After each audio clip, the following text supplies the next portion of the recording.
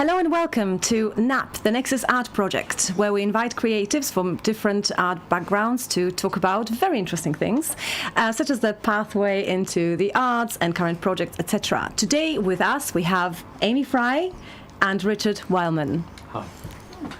Welcome, guys and gals. Thank you. We've had you for a couple of hours in the kitchen, chilling, having coffee, overflowing with coffee, talking Tea. music, talking all the ideas and the things that we've been going over the years, trying to bring us to the table to have a little chat about NAP. We're so excited to have you in. Welcome. Thank you. Yeah, Thank you for having us. wonderful to have you guys here. To start, let's talk about past, present and future. What sort of thing got you into the arts individually for each of you? Was it a singular experience, or was it something that was nurtured at your home, your parents? Maybe Amy? Definitely nurtured from parents. Parents didn't play instruments, but were really, well, first of all, they signed me up to play clarinet when I was 7. So I started lessons when I was 7 and worked through grades, and they were a lover of music. So we used to go and watch lots of music, and when I got old enough, we got to go to riffs and watch, And bands what sort of music play. did they listen to? My dad, blues. My dad was really into blues. My mum listened to kind of a mixture of things, really, kind of more popular and some country. So a real mixture. Yeah. So we would listen to lots of different types of music growing up, and then.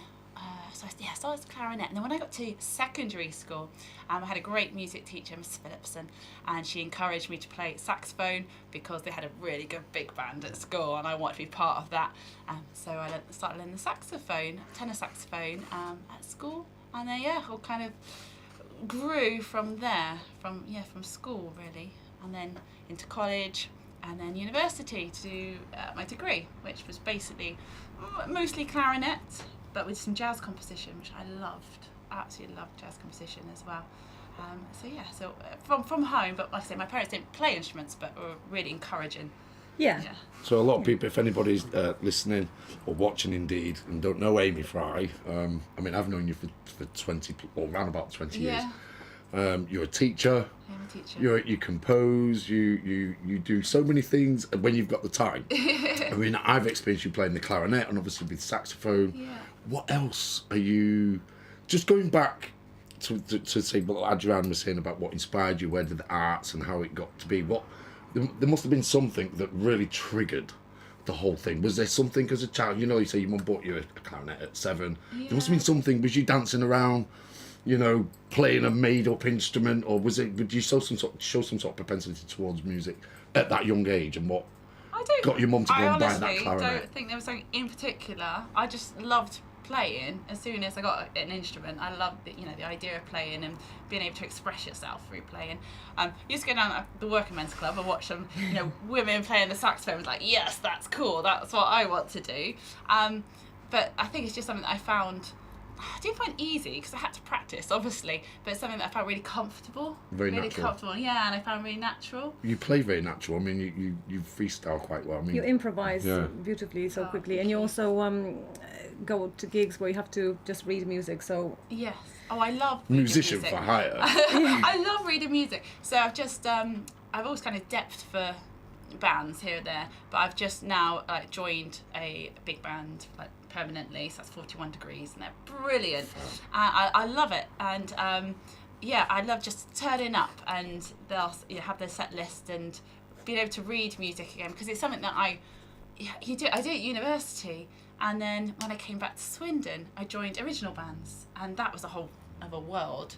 And I felt like I missed that kind of reading the notation. I did my grades when I was younger, so I didn't really need to read notation for quite a while. So being back in the big bands again, it's really good Goes fun. back to the core. Yeah. And it's just like reading a book. I find it reading music is just it's great. When you get it's to that really level. great. Yeah, it's a brilliant skill to have as a Yeah. musician, to be able to read and improvise. Read this other Yes. language. Yeah. And then when I teach, I tell pupils, that's what makes a good musician, is to have not just be able to read and be able to read anything, and not just to be able to improvise, but having both skills. Having a wholesome Yeah. look at it all. Yeah. And the same, well, I suppose the same rounded question to you, Richard, really. I mean, going back to that young childhood thing, I know it's, Yeah. you know, a lot of people, when they're asked artists, you sort of, what inspired you or not, and it seems quite Yeah. a glib kind of question to ask, but really it's more about delving deep to that. Yeah. Was there something as a kid, I mean, you know, there's all sorts of things that can really strike to somebody's core, right? I mean, it Yeah. could be getting to go and see a first performance of something, or maybe watching TV, there was an action of something that was happening Yeah. there, or, you know, parents might have been into playing music themselves and you were dragged into it. What got I've you got a to very this? specific memory. I know exactly what it was, and that was my aunt had a little Bontempi organ, and it had on the left hand side just the chord buttons. I think it just major, minor, and sevenths or something like that in a row. And I just used to play these buttons over and over. I can't remember how old I was, probably about 6 or something. I was obsessed with this, what the chords sounded like against each other. And that just really stuck me. Whenever I used to go to her house, I would play it. My mum was a piano player when she was a girl, and so later on, I mean, I enjoyed listening to music and buying records and things like that, but I never started playing as such, and I was pretty much kind of encouraged to leave music at O level, and so I was By who? booted out. I guess it just no ability really. So I don't know. I left studying music at school when it was time to choose your subjects. My mum did try and teach me some grade 1 pieces. We bought a home keyboard and I plonked around on a few bits, but it wasn't sticking, it just wasn't me. But then about 15